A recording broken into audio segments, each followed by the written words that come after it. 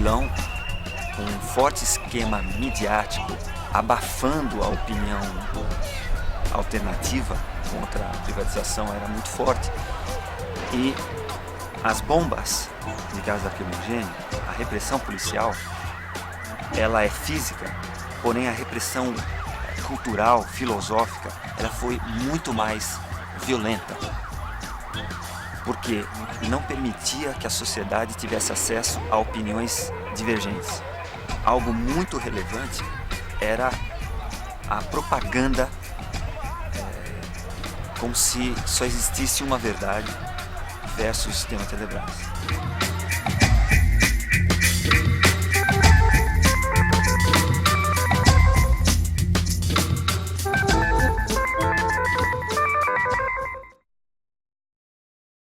A Telebrás, ela foi fundada na década de 70 e a ideia era recuperar o sistema telefônico brasileiro. Já tinha tido a experiência com a Embratel, que tinha bastante sucesso, e o governo militar na época, né, resolveu fazer uma empresa nacional para modernizar a telefonia no país, que estava completamente detonada, destruída. O grande objetivo da Telebrás era montar um sistema com qualidade, com brasileiros, e desenvolver também a indústria nacional que iria fornecer equipamentos para a própria empresa de telecomunicações. E para desenvolver esses equipamentos, a Telebrás teve a ideia de fazer um centro de pesquisas. Daí que mais tarde vai surgir o CPQD, que seria o Centro de Pesquisa da Telebrás, cujo objetivo seria desenvolver os equipamentos que a empresa Telebrás necessitava para oferecer o serviço à população do país. O CPQD, quando ele começa, as pessoas não acreditam, as empresas nacionais não acreditavam onde o CPQD ia chegar. Quando ele foi fundado, a Ericsson, a Siemens, olhavam para o CPQD, mas não vão conseguir, porque existiam empresas internacionais enormes que colocaram muito dinheiro e não conseguiram desenvolver centrais de comutação. Na verdade, o CPQD começou completamente desacreditado. Mas na década de 80, aí o CPQD já tem uma projeção internacional. 261 pedidos de patentes nacionais, 15 pedidos de patentes internacionais em 22 países, 73 patentes concedidas no Brasil, 3 patentes concedidas em 9 países, 72 registros de marcas, 63 contratos para comercialização de softwares, 142 contratos de transferência de tecnologia, 29 contratos de exploração de patentes. O CPQD era um dos 7 centros de pesquisa de ponta em telecomunicações no mundo. O CPQD tinha uma central que era uma das 5 tecnologias no mundo, que era a Central Trópico. É um grande exemplo de tecnologia desenvolvida. Quando a tecnologia Trópico foi lançada, o preço da linha de assinantes, que na época era alguma coisa da ordem de $1.000, $1.200, no instante que lançou essa tecnologia Trópico, o preço da linha oferecida pelos fabricantes internacionais, né, caiu desse valor de $1.000, $1.200 para $200. O cartão indutivo também é bastante iconográfico, e especialmente porque ele é muito popular, né? O cartão indutivo é conhecido por todos, inclusive fora do país, do outro lado do mundo, e é uma tecnologia do CPQD. Passaram-se os anos e os grupos econômicos que, no mais das vezes, controlam não só a economia, mas controlam a sociedade, começaram a ver outras fontes de lucratividade, de aplicação dos grandes capitais e de concentração de capital em outras frentes da economia. E telecomunicações, sem dúvida alguma, é uma delas. Eu creio que depois da saída do Collor do governo, em 92, presumo, eu creio que em 92, com a sucessão feita pelo Itamar, e depois com o processo de eleição do Fernando Henrique Cardoso, acontece que o risco da privatização se explicita. E que instituições se pronunciaram? As centrais sindicais, a CUT explicitamente, E os sindicatos ligados à área de tecnologia, à área de infraestrutura, como os dos petroleiros. E o SINDPq claramente fez fileiras com a Federação Interestadual dos Trabalhadores de Telecomunicações, a FITEL, a que o sindicato é filiado. Telefone a cartão, fibra ótica, telecomunicações. Isto é Telebrás. Isto é CPQD. O Centro de Pesquisa e Desenvolvimento colocou o Brasil no primeiro mundo das telecomunicações. Esta tecnologia está em nossas mãos. Se privatizar, vai acabar.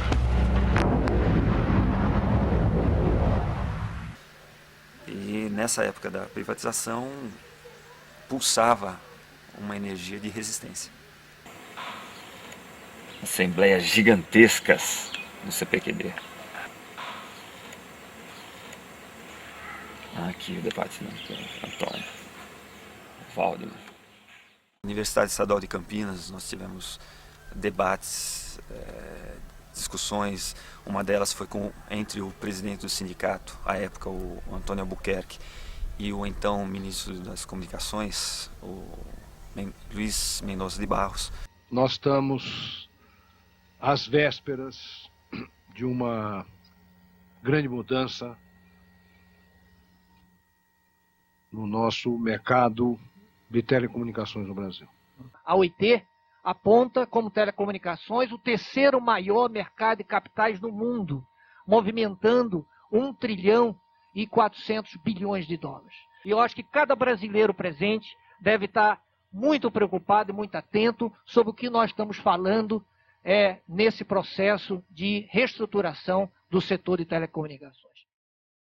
Um dos maiores méritos desse debate, e por ter sido feito num centro de altos estudos, de uma universidade respeitada, um dos maiores resultados foi esse. Ficou claro a não maturidade do processo de privatização do sistema Telebrás.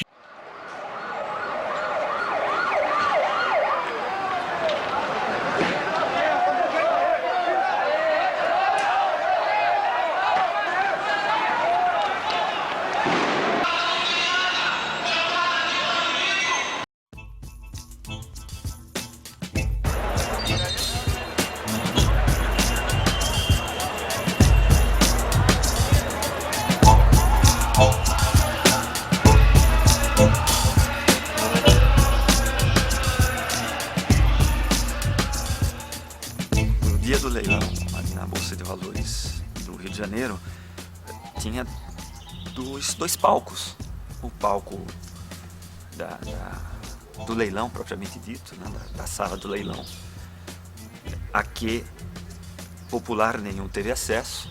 Né. Do lado de dentro, os grupos econômicos que se acertaram, que fizeram uma disputa que só foi disputa mesmo entre poucos. Né. Eu creio que o cenário que antecede o dia do leilão colocou as fichas na mesa de negócios e os grupos se articularam para a disputa de quem levaria as joias do Estado brasileiro em telecomunicações. E fora, nas ruas, a Central, a CUT, a FITEL, os sindicatos, os Sintéis, né? Sindicatos dos Trabalhadores de Telecomunicações, o SINDPq, aqui de Campinas, o MST. Então essas eram as forças e que estavam segregadas pelas paredes da Bolsa de Valores. Pior que isso, segregadas pelo bloqueio midiático, né? Pelo bloqueio cultural que as televisões exerceram ao longo de todo o tempo.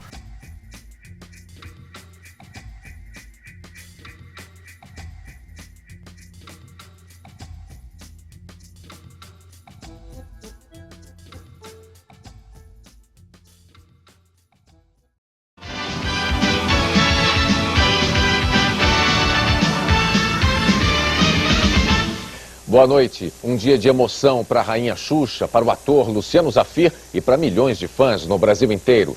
Os pais da princesa moreninha Sasha curtiram muito a chegada da filha. Sasha nasceu com 3 quilos, 135 gramas e 51 centímetros aos 45 minutos deste 28 de julho.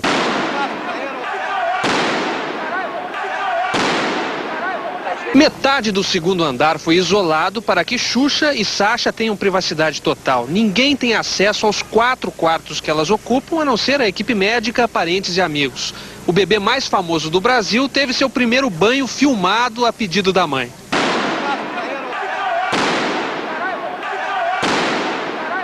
Xuxa vai sair da maternidade na quinta-feira de manhã. Ela vai direto para casa, onde 2 quartos estão prontos para receber Sasha. Um branco e rosa, outro branco e amarelo.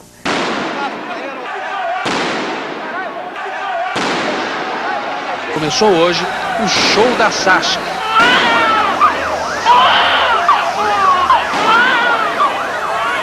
Parabéns para a nova mamãe, uma boa noite para você. Boa noite e até amanhã.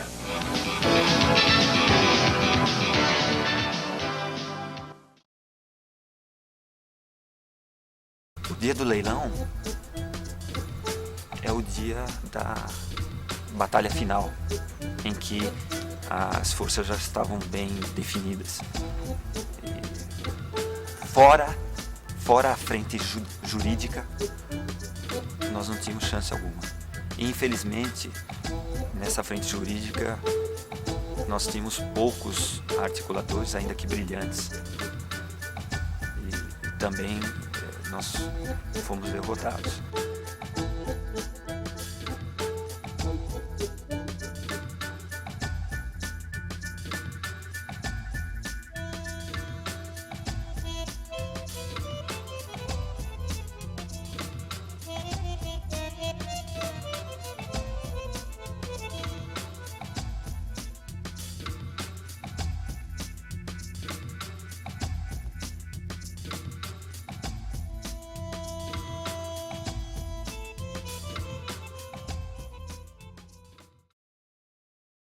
Nós entramos com as ações, diversas ações, desde maio até final de julho. Nenhuma dessas ações foi julgada até hoje. Nós estamos em 2008. Como uma entidade, como um cidadão através de ação pública, entra com ação, o judiciário não julga. Não julgou até hoje. Os centros de pesquisa das empresas estatais foram claramente os primeiros alvos desse processo de privatização e desnacionalização da economia brasileira.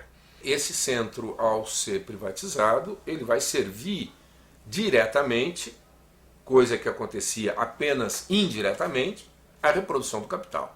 É claro que um CPQD privatizado, ele vai se orientar por critérios de mercado, de curto prazo, de lucratividade empresarial, etc.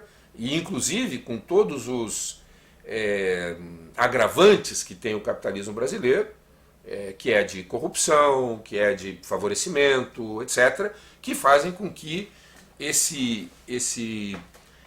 essa sangria, né, que ocorre em relação à população em geral seja ainda mais acentuada.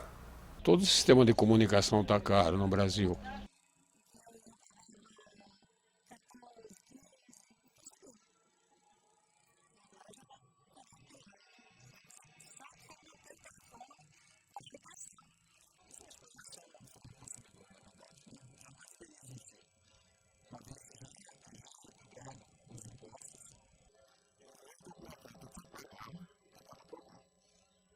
Os preços iriam cair. Cair o quê?